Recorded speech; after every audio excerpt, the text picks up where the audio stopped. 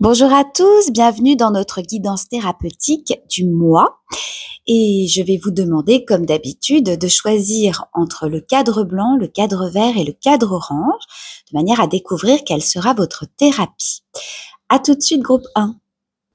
Bonjour groupe 1, alors vous êtes tombé sur la thématique du temps, le temps qui est régulièrement un élément angoissant dans la vie des gens, parce qu'en fait, il fait partie des choses qu'on ne peut ni contrôler ni éviter.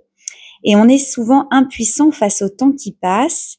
On a nos stratégies pour gérer cette sensation. Et le temps peut devenir source d'angoisse à ce moment-là parce qu'on cherche alors à le structurer. Et parfois, on se dépêche de faire des tas de choses de peur de ne pas avoir le temps. Avant de quoi? Eh ben, avant de mourir, tout simplement. Combien de fois est-ce qu'on se dit dans une vie, j'ai pas le temps, alors que pourtant, tant qu'on est là, on a le temps. Et on oublie qu'on peut aussi choisir comment l'occuper. On se perd parfois dans des obligations qu'on s'impose dans ce temps imparti dans la vie. Et parce que la gestion de notre temps, elle est reliée à notre capacité à faire des choix, à prioriser, à renoncer à des choses pour d'autres choses. Alors parfois, c'est pas de perdre du temps qui nous angoisse, c'est peut-être justement d'en avoir trop ou de ne pas savoir l'organiser. Donc groupe 1, est-ce qu'on se demande seulement ce que nous voulons faire de notre temps?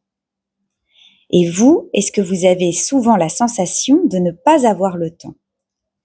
Qu'est-ce que vous souhaitez faire de votre journée, de votre année, de votre vie? Est-ce que vous avez la sensation de perdre votre temps, de le subir, de le fuir, de le prendre ou bien de le vivre? Le temps, est-ce que ça vous a déjà angoissé? Et si c'est le cas, comment et pour quelles raisons? Et dernière question, groupe 1, structurez-vous beaucoup votre temps? Et si c'est le cas, pour quelles raisons? Voilà, groupe 1, je vous souhaite de prendre le temps de répondre à toutes ces questions, de vous demander un petit peu comment vous gérez votre temps. Et je vous souhaite une excellente journée. Au revoir. Bonjour groupe 2, alors vous êtes tombé sur la thématique de la maladie. La maladie, c'est cette situation dans laquelle notre corps et ou notre esprit ne vont pas bien de façon durable. Elle peut faire souffrir ou passer inaperçue et se développer à notre insu. Et on réagit pas tous de la même façon à la maladie quand elle s'agrippe à nous. Alors pour certaines personnes, c'est parfois une aubaine. Pourvu qu'elle ne nous tue pas, la maladie, elle peut permettre que notre entourage s'occupe de nous. Et dans ces cas-là, elle n'est pas si désagréable. De la même façon, si elle nous permet de faire une pause dans une vie qui est des fois un petit peu trop trépidante et qui peut nous éreinter.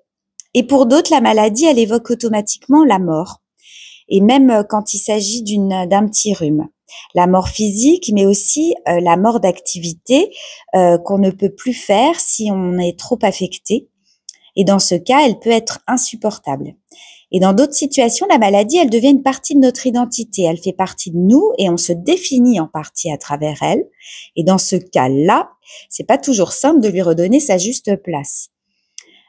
Laquelle serait d'ailleurs, qu'est-ce que ce serait d'ailleurs cette juste place? Alors ça peut être intéressant de tenter de se rappeler comment notre entourage réagissait quand on était malade enfant.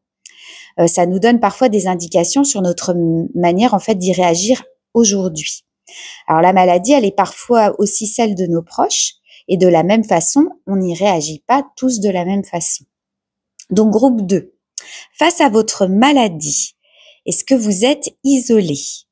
Qu'est-ce que vous ressentez? Vous ressentez de l'apaisement, de la solitude ou encore du rejet? Est-ce que quand vous étiez petit, on vous choyait? Comment réagissaient les autres membres de votre famille quand vous étiez malade? Est-ce que la maladie, elle prenait de la place dans votre famille? Et pour vous, comment ça se passe maintenant? Est-ce que vous craignez d'être malade? Est-ce que vous craignez que les autres soient malades? Ou est-ce que vous craignez les maladies des autres également? Qu'est-ce que vous vous dites quand la maladie entre dans votre vie? Qu'est-ce que vous ressentez? Et si vous pensez que la maladie est en lien avec l'expression d'un mal psychique, qu'est-ce qu'elle exprime selon vous? Voilà groupe 2. J'espère que vous n'êtes pas malade, mais en tout cas, c'est une bonne introspection, c'est une bonne thématique et je vous souhaite de prendre le temps d'y réfléchir. À très bientôt, au revoir. Bonjour groupe 3. Alors vous êtes tombé sur la carte Joker, cette fameuse carte blanche. Un support vierge, mais finalement, comme on peut le constater, pas tant que ça. On voit qu'il y a quand même une petite, trace sur cette carte. Elle n'est pas complètement blanche en fait.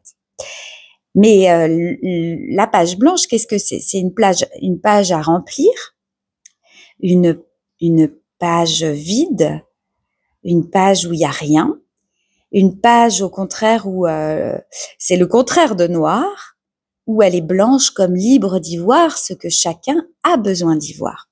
Donc cette carte, elle est là pour vous questionner sur ce qui se passe en vous quand vous la regardez. Elle vous permet en fait d'ouvrir un espace de projection libre, c'est-à-dire un espace neutre sur lequel votre état psychique et émotionnel du moment va se projeter. Moi, j'aime beaucoup cette carte. Elle est intéressante et en fait, au final, même si on tombe souvent sur cette carte, c'est intéressant d'y mettre un peu ce dont on a besoin sur l'instant T. Donc, restez bien attentif à ce qui se passe en vous quand vous regardez cette carte. Et en fait, toutes ces observations, elles vont vous permettre d'avoir de nouvelles informations sur votre fonctionnement personnel. Quand vous n'êtes pas guidé, par exemple, comment ça se passe pour vous? Alors, quand vous regardez cette carte, comment est-ce que vous réagissez à la surprise de la page blanche? Qu'est-ce qui se passe en vous quand ce que vous imaginiez n'arrive pas? Quelle est la première chose que vous vous êtes dite en la voyant? Qu'est-ce que vous ressentez là maintenant? Quelles sont les pensées qui vous traversent? Quelles sont les représentations? Qu'est-ce que vous imaginez quand vous la voyez? Et qu'est-ce que vous dessineriez dessus? Voilà groupe 3. Écoutez, je vous souhaite beaucoup d'inspiration et je vous souhaite une très bonne journée. Au revoir.